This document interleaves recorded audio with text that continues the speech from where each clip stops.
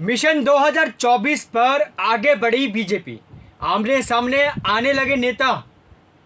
क्या बढ़ेगी अखिलेश और मायावती की टेंशन? हम बात कर रहे हैं नगर निकाय चुनाव की। नगर निकाय चुनाव खत्म होने के साथ ही भारतीय जनता पार्टी लोकसभा चुनाव 2024 की तैयारी में जुट गई है। नमस्कार, आप देख रहे हैं देश न्यूज़। मैं हूं दिवाकर तिवारी और शुरुआत करते हैं आज के हमारे खास प्रोग्राम से। 2024 के चुनाव के लिए भारतीय जनता पार्टी तैयारी में जुट गई। एक तरफ पार्टी की ओर से विस्तारकों को क्षेत्र में लगा दिया गया है और वहीं दूसरी तरफ पार्टी के स्तर पर विस्तारकों को विधानसभा वार तैनात करने की तैयारी और रणनीति योजनाएं बनाई जा रही हैं। माहौल बनाने की कोशिशों में तमाम सीनियर नेता भी इसके साथ लगे हुए हैं। हम बात कर रहे हैं उत्तर प्रदेश में लोकसभा चुनाव 2024 की तैयारी की, जहां पर भारतीय जनता पार्टी लगातार चुनाव की तैयारी में जुट गई है। पार्टी की ओर से मिशन 2024 का लक्ष्य भी तय कर लिया गया है और वहीं पार्टी प्रदेश की सभी 80 सीटों पर जीत के लक्ष्य के साथ साथ भारतीय जनता पार्टी आगे बढ़ने की रणनीति बना रही है। आपको बता दें कि भाजपा ने अब तक के लोकसभा चुनाव में इस लक्ष्य को लेकर कभी भी चुनावी मैदान में कदम नहीं रखा है, लेकिन साल 2014 की बात करें तो 2014 से 2019 के लोकसभा चुनाव में भी लक्ष्य 75 का ही रहा जाता है। आपको याद होगा कि साल 2014 के लोकसभा चुनाव में प्रदेश की 80 सीटों से भाजपा को 71 और एनडीए को 73 सीटों पर जीत मिली थी। साल 2019 के लोकसभा चुनाव में भाजपा के 62 सीटों पर सिमट गई थी।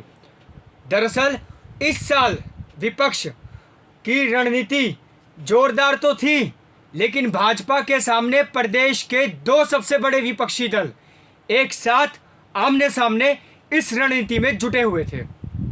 समाजवादी पार्टी और बहुजन समाज पार्टी गठबंधन ने जमीन पर असर तो दिखाया था, लेकिन पार्टी के वोट शेयर बढ़े और संख्या की बात की जाए तो उसमें कमी आ गई। वहीं इस बार भाजपा एक अलग ही रणनीति के साथ चुनावी मैदान में उतर रही है। अब तक प्रदेश के जो राजनीतिक समीकरण बनते दिख रहे हैं वह पार्टी को अनुकूल माहौल उपलब्ध कराने में प्रसिद्ध सिद्ध हो सकते हैं, या फिर कहें कि कारगर सिद्ध हो सकते हैं। वहीं अगर देखा जाए तो विपक्ष के बिखराव का भी फायदा भाजपा को मिल सकता है। चलिए अब हम इसे आपको समझाते हैं कि कैसे विपक्ष का फायदा भाजपा उठा सकती है। आपको याद होगा कि भाजपा को यूपी में विपक्ष के बिखराव का फायदा मिल सकता है, लेकिन बहुजन समाज पार्टी के अध्यक्ष मायावती और लोकसभा चुनाव के सभी 80 सीटों पर अपने उम्मीदवार उतारने की तैयारी कर चुकी है। कैडर के उम्मीदवारों ने यह भी चयन में निर्देश में कहा था कि अंतिम फैसला बसपा सुप्रीमो का ही होना तय है। इसमें कहीं ना कहीं समाजवादी पार्टी अभी तक अपना ठिकाना तय नहीं कर पाई कि आखिर अखिलेश यादव कभी नीतीश कुमार के स्तर पर बनाए जाने वाले गठबंधन के साथ जाते दिखते हैं, तो कभी वह चंद्रशेखर राव के साथ, तो कभी ममता बनर्जी के साथ। वहीं इसको लेकर अब चर्चा एक बार फिर कांग्रेस के हाथ चुनावी मैदान में उतरने की हो रही है। आपको याद होगा कि साल 2017 में जिस प्रकार का रिजल्ट सपा कांग्रेस गठबंधन को मिला था, उस रिजल्ट के सहारे और आश्रय पार्टी अपनी रणनीति का विचार कर सकती है।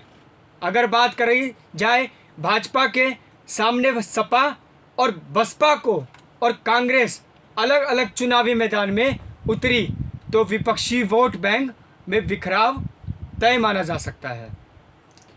इन सब के लिए खतरे की घंटी मुस्लिम वोट बैंक के सेंध मारी के जरिए AIMIM के असदुद्दीन ओवैसी पहले ही इसकी घंटी बजा चुके हैं। अब हम बात करेंगे लोकसभा चुनाव 2024 की कि भाजपा किन किन तैयारियों में शुरू कर दी है।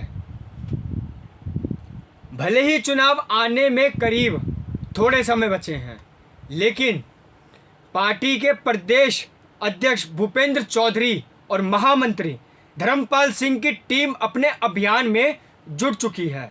विस्तारकों के साथ बैठक लगातार जारी है और पार्टी हारने वाली सीटों को फोकस कर रही है।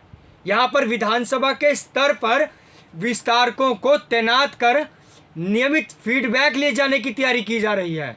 विस्तारक क्षेत्र में रहकर उम्मीदवार और पार्टी के पक्ष या विरोध में बनने वाले माहौल को अपनी रिपोर्ट तैयार कर प्रदेश लीडरशिप को लगातार भेज भी रहे हैं। कुछ इस प्रकार की तैनाती जीती हुई सीटों पर ही की जाती है। वहां पर पार्टी अपने सांसद के पक्ष या विरोध के माहौल का आंकलन भी कर रही है। इस आधार पर अगर देखा जाए तो उम्मीदवारों को बनाए रखने या बैठाए जाने पर आखिरी निर्णय क्या होगा, इसका फैसला 2024 के लोकसभा चुनाव में ही तय कर सकते हैं।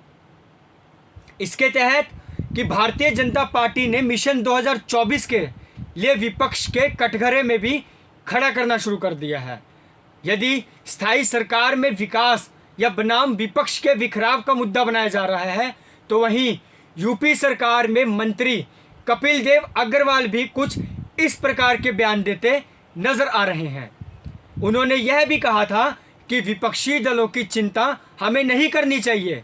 साथ ही यह भी कहा कि अपनी चिंता वह खुद करें, और उन्होंने यह भी कहा कि भाजपा मजबूत है और देश भर में मजबूत हो रही है। पूरे देश का भरोसा भारतीय जनता पार्टी के साथ है। वहीं साल 2024 की तैयारी में प्रधानमंत्री नरेंद्र मोदी के चेहरे को देखकर चुनाव जीतने की रणनीति भाजपा तय कर चुकी है।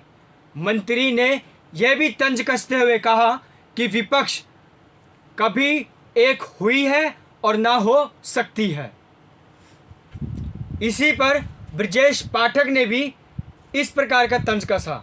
यूपी के डिप्टी सीएम ब्रजेश पाठक ने विपक्ष पर तंज कसते हुए कहा कि भाजपा केंद्र में नरेंद्र मोदी सरकार ने 9 साल पूरे होने पर देश में अपने कार्यक्रम की रूपरेखा तैयार कर ली है। डिप्टी सीएम ने इस संबंध में यह भी कहा कि केंद्र में नरेंद्र मोदी सरकार के 9 साल पूरे हो चुके हैं। हम सरकार की उपलब्धियों को जन जन तक पहुंचाने की कोशिश कर रहे हैं। साथ ही पीएम मोदी नीतियों के बारे में बात तो करते हैं, और विपक्ष की ओर से हो रहे हमले पर उन्होंने यह भी कहा कि विपक्ष का काम तो सवाल उठाना ही है। विपक्ष एकता के सवाल पर ब्रजेश पाठक ने यह भी कहा कि विपक्ष एक होता तो हमें कोई दिक्कत ना होती, हमारी तैयारी पूरी है। वहीं भाजपा विधायक राजेश्वर सिंह ने विपक्षी एकता और सवाल उठाए जाने पर इसका करारा जवाब दिया और यह भी कहा कि विपक्षी तुष्टीकरण की राजनीति करता है। विपक्ष की राजनीति वोट बैंक से शुरू होकर वहीं खत्म होती है। जिस पर भारतीय जनता पार्टी विकास की बात करती है, भाजपा नेताओं के हमले ने यूपी में राजनीतिक पारे को गरमा दिया है। विपक्ष अभी तक अपनी रणनीति को धार देने और गठबंधन का सूत्र तलाशने में जुटी है। तो एक तरफ देखा जाए तो भाजपा माहौल बनाना शुरू कर दिया है। इस बार योगी के बुलडोजर मॉडल से लेकर विकास मॉडल तक को यूपी में चुनावी मैदान में उतारने की तैयारी कर चुकी है, और साथ ही इसका लगातार असर भी उत्तर प्रदेश में देखा जा रहा है। जिस तरीके से 2024 के लोकसभा चुनाव को लेकर उलट पलट की फेर राजनीति की जा रही है, उस तरीके से देखा जाए कि विपक्ष और भारतीय जनता पार्टी लगातार लोकसभा चुनाव के कार्य हेतु लोगों की समस्याओं को लेकर एक साथ जुट गई है, जिसके पीछे विपक्ष नेताओं के लगातार बयान भी जारी हैं। लेकिन अब यह तय करना भी जरूरी है कि लोकसभा चुनाव 2024 में कौन किसका कितना भागीदारी होगा और यह जीत कितनी हासिल और कितनी सीटों में हो सकती है। फिलहाल प्रोग्राम को यहीं ख़त्म करते हैं। अगली बार फिर एक नए प्रोग्राम के साथ हाजिर होंगे। इजाज़त दीजिए और बने रहिए देश न्यूज़ के साथ। नमस्कार।